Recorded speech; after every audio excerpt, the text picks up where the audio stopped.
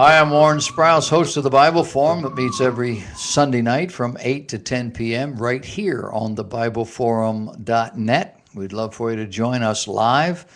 We have a chat room, we have phone, you can call in, your voice can be heard.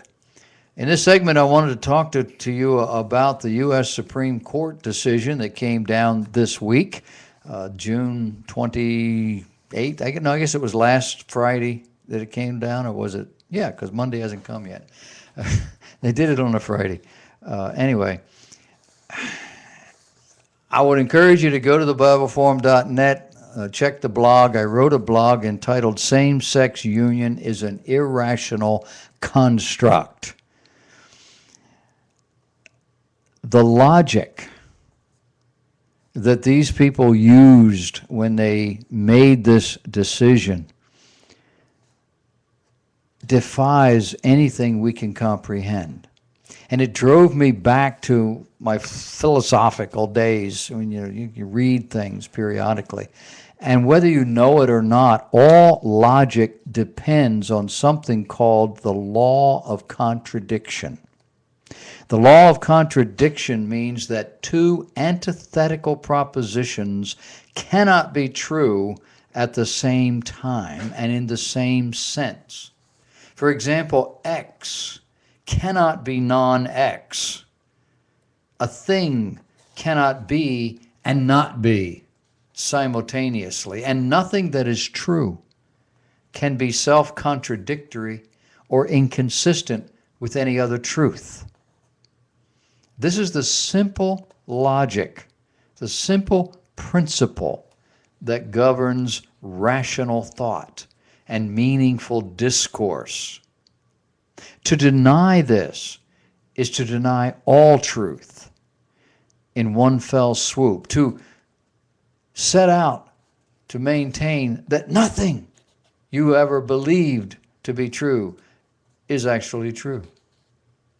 For example, the universe began with a tremendous explosion that resulted in a complexity too intricate to explain. Evolutionary scientists actually believe these contradictory ideas, and they expect me to do the same. Contrary opinions are non-scientific. What's the contrary?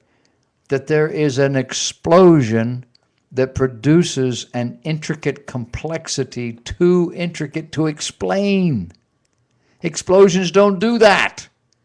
The Big Bang would have created chaos, not what we see in front of us. So how can you have a marriage of same-sex beings in the same way that you have a marriage of beings who are of opposing gender, sexual orientation? The truth is, intellectually, morally, philosophically, you can't.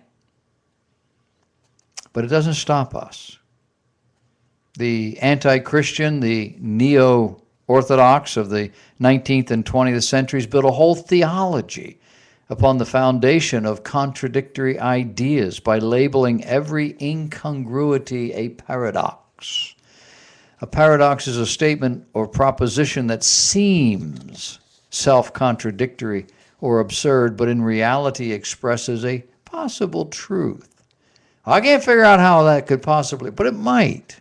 And you have to keep the door open for the possibility.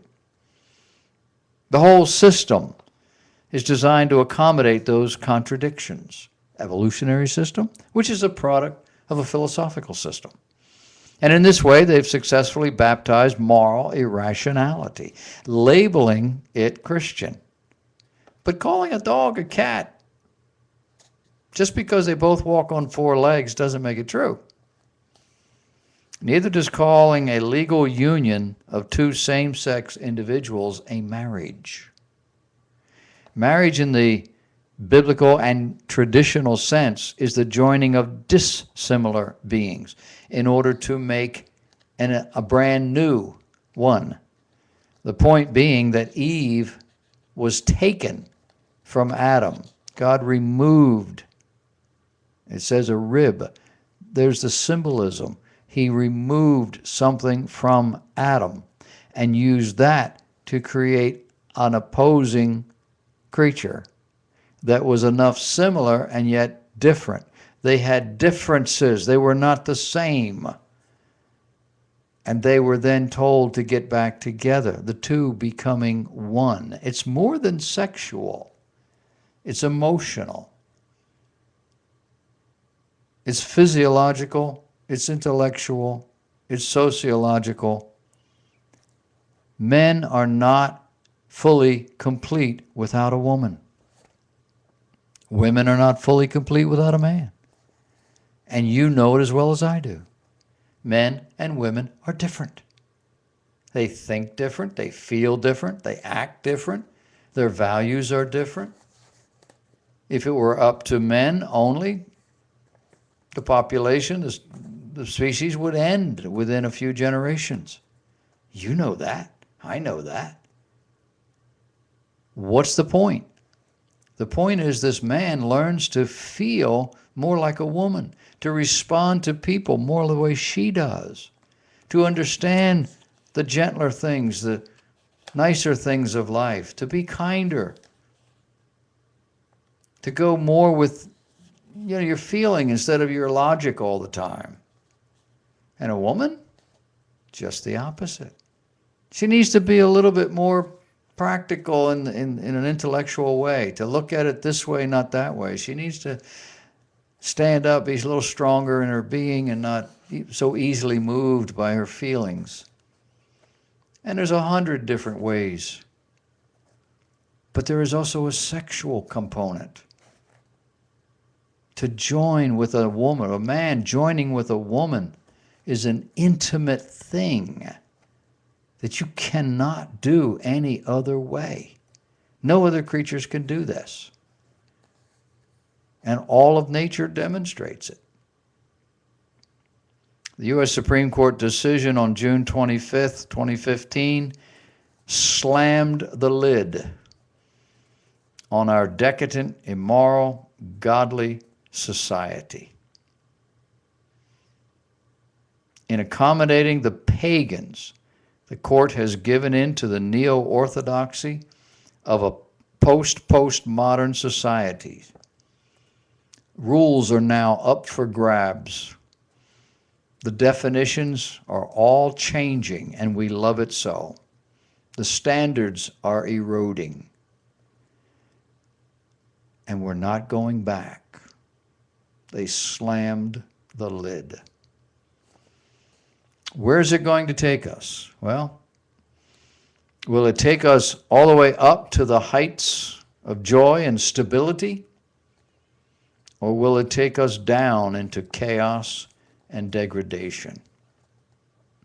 You only have to look at the homosexual community on parade in the streets of every major American city on Gay Pride Day.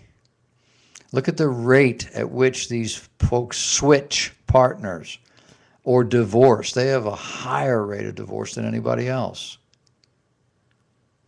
Listen to them when they don't know they're being recorded. Fellow went out into gay bars with a hidden camera and microphone and recorded these men talking about stuff. It is everything you thought it was. It's not the high moral tone. It's all about how many men they can have, and regardless of the age. Consider the disease and the physical destruction that lies in the wake of homosexual behavior. Consider the sexually transmitted diseases that ravage this particular community. Without this community, there would have been no AIDS epidemic. Consider the sexually transmitted diseases that have no cure. And they emanate largely from the homosexual community. Consider the children growing up outside of a nuclear family, the lack of moral and emotional balance, the lack of training. No woman knows how to train up a son, a child, a man child, and no man knows how to do that for a girl. Consider the lack of gender-specific balance that every son and daughter need when they're growing up. The list is long. The same-sex union that has now been baptized marriage threatens to create all sorts of confusions and chaos in our already fragmented society. And to what end? For what purpose? For a tax break, for insurance, for inheritance benefits. This is what passes for love and marriage in the 21st century. And the Bible said it best thousands of years ago when the psalmist asked the rhetorical question, why do the heathen rage and the people imagine a vain thing? Why do the kings of the earth set themselves and the rulers take counsel together against the Lord and against his anointed, saying, let us break their bands asunder and cast away their cords from us? Why do they do that? But they have always done that. That's what they're about. And that's what this decision is about. And the psalmist goes on to say, he that sitteth in the heavens shall laugh, and the Lord shall have them in derision. They think they have won, and this whole thing is going to cause them more grief than they ever imagined possible. And is going to bring our society down even farther.